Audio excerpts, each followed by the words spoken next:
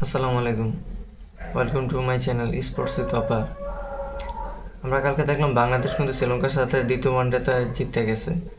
আসলে এই জিতাটা আসলে সহজভাবে জিতা হয়নি, যদিও ম্যাচটা সহজভাবে বের করে ফেলছিল, কিন্তু আসলে মোটেও সহজভাবে বের করতে পারেনি বাংলাদেশ।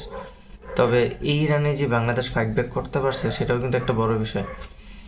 তো ম্যাচটা কিন্তু যদি আমরা শুরু থেকে দেখি, পারভেজ হোসেন এমন সুন্দর মতো খেলতেছিল, আসলে কোনোভাবে মনে হয় নাই কিন্তু বাংলাদেশ ব্যাকফুটে আসলো, কখনোই ব্যাকফুটে আসলে এটা মনে হয় নাই। কিন্তু বাংলাদেশের একটা চিরচরিত একটা স্বভাব হইতেছে যে উইকেট পড়তে থাকলে তাসের ঘরের মতো পড়েই যায়। তো যেটা কিনা আমরা আজকেও দেখলাম, আসলে ছোট ছোট জুটি হইলেও বাংলাদেশ কিন্তু বড় কোনো পার্টনারশিপ করতে পারেনি। এজ এ রেজাল্ট আমরা দেখি লাস্ট 58 রানে 5 উইকেট পড়ে গেছে। আর গত ম্যাচের যে ভুলটা ছিল, শান্ত রান আউটের পর আমরা 5 রানেই 7টা উইকেট হারাই ফেলছিলাম, সেম ভুল কিন্তু আজকেও হয়েছে। কীভাবে হয়েছে? হৃদয় যখন রান আউটটা নিয়েছে, এটা মোটে 2 রানের কোনো কল আসছিল না তানজিম সাকিবরে। তো যখন হৃদয় 2 রানের কল দিছে, তানজিম সাকিব যখন না করছে, হৃদয়ে হয়তো খেয়াল করে নাই, তখন রানটা নিতে গেছে আর as a result run out হয়েছে। আর তারপর থেকেই কিন্তু বাংলাদেশের মোমেন্টামটা ব্রেক হয়ে গেছে, কারণ হৃদয় আসলে একমাত্র রিকগনাইজ ব্যাটার ওই সময়। তো যেহেতু সে আউট হয়ে গেছে, তো বাংলাদেশের রান করার মতো কেউ নেই। তবে তানজিম সাকিবের 33টা রান, এটা কিন্তু খুবই একটা ভ্যালুয়েবল একটা রান, কারণ এই রানের মাধ্যমে কিন্তু বাংলাদেশ ফাইট ব্যাকের একটা এই স্কোর পেয়ে গেছে। তবে কালকের ম্যাচে সবচেয়ে গুরুত্বপূর্ণ আমার কাছে লাগলো হয়েছে শামীম হোসেনের ইনক্লুশন। দেখুন, বাংলাদেশ কিন্তু সবসময় 5টা বোলার নিয়ে যখন খেলে, এখানে কিন্তু সাকিব আল হাসান নাই। আপনার 6 নম্বর বোলিং অপশন আপনার হয় একটা ব্যাটসম্যান কাট সিট করতেই হবে আপনার।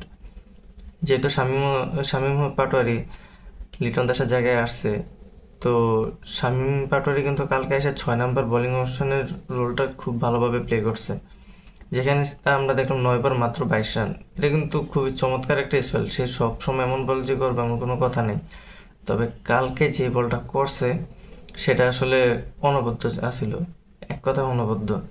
আমি আবার বলতেছি, সে কিন্তু সবসময় এমন বল করতে পারবে না, কিন্তু 6 নম্বর বোলিং অপশন এটা যে কোনো টিমের জন্য থাকে একটা খুবই গুরুত্বপূর্ণ বিষয়।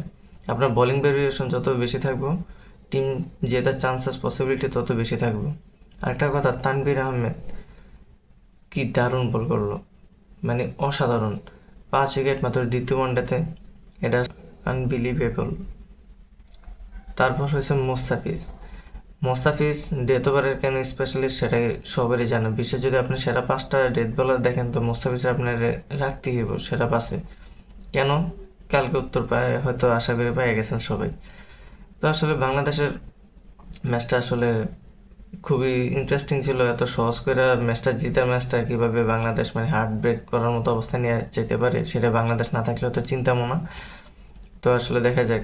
ও, এই ওয়ানডে জয়ের ফলে কিন্তু বাংলাদেশ 9 নম্বর র্যাঙ্কিংয়ে উঠে আসছে।